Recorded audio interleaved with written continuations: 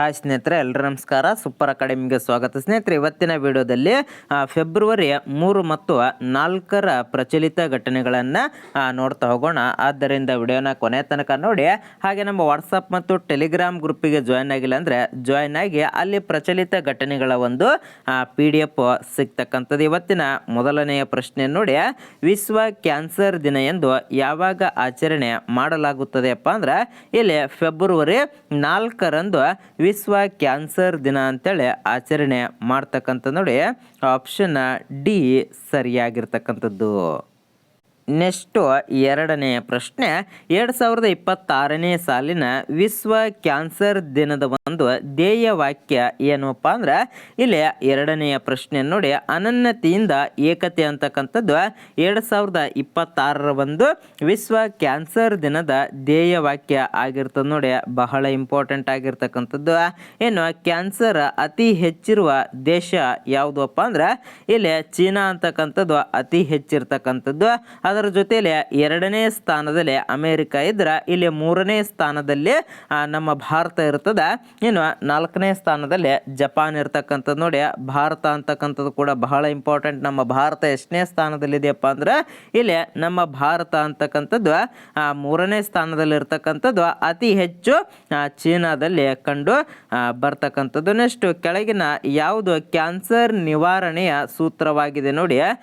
Cancer ನಿವಾರಣೆಯ ಒಂದು ಸೂತ್ರ ಯಾವುದಪ್ಪ ಅಂದ್ರೆ ಇಲ್ಲಿ ಮೇಲಿನ ಎಲ್ಲವೂ ಕೂಡ ಆಗಿರ್ತದೆ. ಇಲ್ಲಿ ಧೂಮಪಾನ ಮತ್ತು ತಂಬಾಕು ಬಳಕೆ ಬಿಡ್ತಕ್ಕಂಥದ್ದು. ಏನು ಆಹಾರದಲ್ಲಿ ಹಣ್ಣು ತರಕಾರಿಗಳನ್ನು ಒಂದು ಬಳಕೆ ಹೆಚ್ಚು ಮಾಡುವುದರ ಮೂಲಕ ಏನು ನಿಯಮಿತ ವ್ಯಾಯಾಮ ಮತ್ತು ತೂಕ ನಿಯಂತ್ರಣ ಮಾಡಿದ್ರೆ ಈ ಕ್ಯಾನ್ಸರ್ ಅಂತಕ್ಕಂಥದ್ದು ನಿವಾರಣೆಯನ್ನ ಮಾಡ್ಬೋದು ನೋಡಿ. ಮೇಲಿನ ಎಲ್ಲವೂ ಕೂಡ ಸರಿ ಆಗಿರುವುದರಿಂದ ಈ ಪ್ರಶ್ನೆಗೆ ಆಪ್ಷನ್ ಡಿ ಸರಿಯಾಗಿರ್ತಕ್ಕಂಥದ್ದು. ನೆಕ್ಸ್ಟ್ 5ನೆಯ ಪ್ರಶ್ನೆ, ಸದ್ಯ ಭಾರತದ UPI ಇಲ್ಲಿ ಹೊರಗಿನ ಎಷ್ಟು ದೇಶಗಳು ಬಳಕೆ ಮಾಡುತ್ತಿವೆ ನೋಡಿ. ಹೊರಗಿನ ಎಷ್ಟು ದೇಶಗಳು ಭಾರತದ ಒಂದು UPI ಬಳಕೆಯನ್ನು ಮಾಡ್ತಾ ಇದ್ದಾವಪ್ಪ ಅಂದ್ರೆ ಇಲ್ಲಿ 8 ದೇಶಗಳು ಬಳಕೆಯನ್ನು ಮಾಡ್ತಕ್ಕಂಥದ್ದು ನೋಡಿ. ಇದು ಕೂಡ ಪ್ರಚಲಿತದಲ್ಲಿ ಇರತಕ್ಕಂಥದ್ದು. ನೆಕ್ಸ್ಟ್ 6ನೆಯ ಪ್ರಶ್ನೆ, ಕರ್ನಾಟಕ ಚಲನಚಿತ್ರ ವಾಣಿಜ್ಯ ಮಂಡಳಿಯ ನೂತನ ಅಧ್ಯಕ್ಷರಾಗಿ ಆಯ್ಕೆಯಾದವರು ಯಾರು ನೋಡಿ. ಇಲ್ಲಿ ಯಾರು ಆಯ್ಕೆಯಾಗಿದ್ದಾರೆಪ್ಪ ಅಂದ್ರೆ ಜಯ ಮಾಲಾ ಅಂತಕ್ಕಂಥವ್ರು ಆಯ್ಕೆಯನ್ನು ಆಗಿರ್ತಾರೆ. ಆಪ್ಷನ್ ಎ ಸರಿಯಾಗಿರ್ತಕ್ಕಂಥದ್ದು. ಏನು ಪ್ರಧಾನಮಂತ್ರಿ ಕಿರು ಆಹಾರ ಸಂಸ್ಕರಣಾ ಉದ್ಯಮ ಯೋಜನೆಯ ಅನುಷ್ಠಾನದಲ್ಲಿ ನಮ್ಮ ಕರ್ನಾಟಕ ಎಷ್ಟನೇ ಸ್ಥಾನದಲ್ಲಿದೆ. ಇಲ್ಲಿ ನಮ್ಮ ಕರ್ನಾಟಕ ಅಂತಕ್ಕಂಥದ್ದು 4ನೇ ಸ್ಥಾನದಲ್ಲಿ ಇರ್ತಕ್ಕಂಥದ್ದು ನೋಡಿ. ಆಪ್ಷನ್ ಡಿ ಸರಿಯಾಗಿರ್ತಕ್ಕಂಥದ್ದು. ಏನು ಯುರೋಪ್ ದೇಶಗಳ ಕುರಿತು ಭಾರತದ ಇತ್ತೀಚೆಗೆ ಮಾಡಿಕೊಂಡ ಒಪ್ಪಂದವನ್ನು ಏನೆಂದು ಬಣ್ಣಿಸಲಾಗಿದೆ ನೋಡಿ. ಇಲ್ಲಿ ಏನೆಂದು ಬಣ್ಣನೆ ಅಥವಾ ವರ್ಣನೆ ಮಾಡಲಾಗಿದೆಯಪ್ಪ ಅಂದ್ರೆ ಇಲ್ಲಿ ಫಾದರ್ ಆಫ್ ಡೀಲ್ ಅಂತೇಳಿ ಬಣ್ಣಿಸಲಾಗಿರ್ತಕ್ಕಂಥದ್ದು ನೋಡಿ. ಆಪ್ಷನ್ ಎ ಸರಿಯಾಗಿರ್ತಕ್ಕಂಥದ್ದು. ಇನ್ನು 9ನೆಯ ಪ್ರಶ್ನೆ, ವಿಶ್ವದಲ್ಲಿ ಅತಿ ಹೆಚ್ಚು ಹುಲಿಗಳನ್ನು ಹೊಂದಿದ ದೇಶ ಯಾವುದು ನೋಡಿ. ವಿಶ್ವದಲ್ಲಿ ಅತಿ ಹೆಚ್ಚು ನಮ್ಮ ಭಾರತ ಹುಲಿಗಳನ್ನು ಹೊಂದಿರ್ತದೆ. ಆಪ್ಷನ್ ಎ ಸರಿಯಾಗಿರ್ತಕ್ಕಂಥದ್ದು. ನೆಕ್ಸ್ಟ್ ಪಿನಾಕಿನಿ ನದಿಯ ವಿವಾದ ಯಾವ 2 ರಾಜ್ಯಗಳ ನಡುವೆ ನಡೆದಿದೆ ನೋಡಿ. ಇತ್ತೀಚೆಗೆ ಮತ್ತೊಂದು ವಿವಾದವನ್ನು ನಡೆದಿರ್ತಕ್ಕಂಥದ್ದು. ಇದು ಯಾವ ರಾಜ್ಯಗಳ ನಡುವೆ ನಡೆದಿದೆಯಪ್ಪ ಅಂದ್ರೆ ಇದು ಕರ್ನಾಟಕ ಮತ್ತು ತಮಿಳುನಾಡಿನ ಮಧ್ಯೆ ನಡೆದಿರ್ತಕ್ಕಂಥ ನೋಡಿ. ಈ ರೀತಿ ನದಿಗಳ ವಿವಾದಗಳ ಬಗ್ಗೆ ಹಿಂದಿನ ಪರೀಕ್ಷೆಯಲ್ಲಿ ಬಹಳ ಪ್ರಶ್ನೆಗಳನ್ನು ಕೇಳಿರ್ತಕ್ಕಂಥದ್ದು. ಆದ್ದರಿಂದ ಈ ರೀತಿ ವಿವಾದ ಇತ್ತುಪ್ಪ ಅಂದ್ರೆ ಅದರ ಕಡೆ ಸ್ವಲ್ಪ ಗಮನವನ್ನು ನೀವು ಕೂಡ ಕೊಡಬೇಕಾಗ್ತದೆ. ನೆಕ್ಸ್ಟು 11ನೆಯ ಪ್ರಶ್ನೆ, 2026ನೇ ಸಾಲಿನ ಪ್ರತಿಷ್ಠಿತ ಕಾರ್ಪೋರ್ಡ್ ಪ್ರಶಸ್ತಿ ಯಾರಿಗೆ ಲಭಿಸಿದೆಯಪ್ಪ ಅಂದ್ರೆ ಇದು ವೀರಭದ್ರ ರಾಮನಾಥನ್ ಅವರಿಗೆ ಲಭಿಸಿರ್ತಕ್ಕಂಥದ್ದು ನೋಡಿ. ಆಪ್ಷನ್ ಬಿ ಸರಿಯಾಗಿರ್ತಕ್ಕಂಥದ್ದು. ಇನ್ನು ಇತ್ತೀಚೆಗೆ ಸಂಗೀತ ಕ್ಷೇತ್ರಕ್ಕೆ ನೀಡುವ ಗ್ರಾಮಿ ಪ್ರಶಸ್ತಿ ಯಾರಿಗೆ ಲಭಿಸಿದೆ ನೋಡಿ. ಗ್ರಾಮಿ ಪ್ರಶಸ್ತಿಯ ಬಗ್ಗೆ ಸುಮಾರು ಬಾರಿ ಪ್ರಶ್ನೆಯನ್ನಾಗಿರ್ತಕ್ಕಂಥದ್ದು. ಇದು ಯಾರಿಗೆ ಲಭಿಸಿದೆ ಲಭಿಸಿದೆಯಪ್ಪ ಅಂದ್ರೆ ಇಲ್ಲಿ ದಲೈ ಲಾಮಾ ಅಂತಕ್ಕಂಥವ್ರಿಗೆ 2026 ಒಂದು ಗ್ರಾಮಿ ಪ್ರಶಸ್ತಿ ಅಂತಕ್ಕಂಥದ್ದು ಲಭಿಸಿರ್ತಕ್ಕಂಥದ್ದು. ಏನು ಪ್ರತಿ ವರ್ಷ ಗೋಲ್ಡನ್ ಟ್ರೈವರ್ ದಿನ ಅಂತೇಳಿ ಯಾವಾಗ ಆಚರಣೆಯನ್ನ ಮಾಡ್ತಾರಪ್ಪ ಅಂದ್ರೆ ಇಲ್ಲಿ ಟ್ರೈವರ್ ಅಂತಕ್ಕಂಥದ್ದು ಅಮೇರಿಕದಲ್ಲಿ ಒಂದು ನಾಯಿಯ ಜಾತಿ ಆಗಿರ್ತದ, ಅದನ್ನ ಆಚರಣೆಯನ್ನ ಮಾಡ್ತಾರೆ. ಅದು ಯಾವಾಗ ಆಚರಣೆಯನ್ನ ಮಾಡ್ತಾರಪ್ಪ ಅಂದ್ರೆ ಇಲ್ಲಿ ಫೆಬ್ರವರಿ 3ರಂದು ಆಚರಣೆ ಮಾಡ್ತಕ್ಕಂಥದ್ದು. ನೋಡಿ ಆಪ್ಷನ್ ಸಿ ಸರಿಯಾಗಿರ್ತಕ್ಕಂಥದ್ದು. ಏನು ಭಾರತದ IPS ಅಧಿಕಾರಿಗಳಿಗೆ ಹೊಸ ನಿಯಮಗಳು ಯಾವ ಸಚಿವಾಲಯದಿಂದ ಹೊರಡಿಸ್ತಾರಪ್ಪ ಅಂದ್ರೆ ಇಲ್ಲಿ ಗೃಹ ಸಚಿವಾಲಯದಿಂದ ಹೊರಡಿಸ್ತಕ್ಕಂಥದ್ದು. ನೋಡಿ ಆಪ್ಷನ್ ಎ ಸರಿಯಾಗಿರ್ತಕ್ಕಂಥದ್ದು.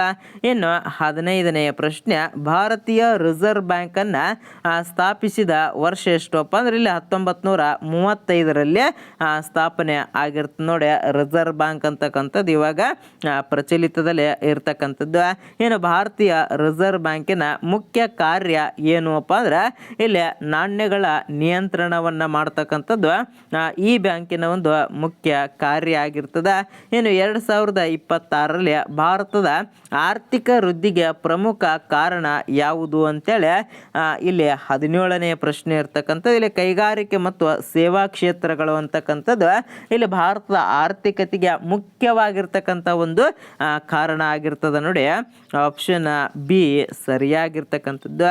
ಏನು ಹಸಿರು ಶಕ್ತಿ ಎಂದರೆ ಏನು? ನೋಡಿ ಹಸಿರು ಶಕ್ತಿ ಅಂದ್ರೆ ಏನಪ್ಪ ಅಂದ್ರೆ ಇಲ್ಲಿ ನವೀಕರಿಸಬಹುದಾದ ಶಕ್ತಿಯನ್ನ ಹಸಿರು ಶಕ್ತಿ ಅಂತೇಳಿ ಕರಿತಕ್ಕಂಥದ್ದು. ಏನು 19ನೇ ಪ್ರಶ್ನೆ, ಇತ್ತೀಚೆಗೆ ಸುದ್ದಿಯಲ್ಲಿದ್ದ ಸೂರ್ಯಶಕ್ತಿ ಯೋಜನೆ ಯಾವ ಕ್ಷೇತ್ರಕ್ಕೆ ಸಂಬಂಧಿಸಿದೆ? ನೋಡಿ ಈ ಸೂರ್ಯಶಕ್ತಿ ಯೋಜನೆ ಅಂತಕ್ಕಂಥದ್ದು ಇದು ಕೃಷಿ ನೀರಾವರಿಗೆ ಸಂಬಂಧಪಟ್ಟಿರ್ತಕ್ಕಂಥ ಒಂದು ಯೋಜನೆ ಆಗಿರ್ತದೆ. Option B ಸರಿಯಾಗಿರ್ತಕ್ಕಂಥದ್ದು.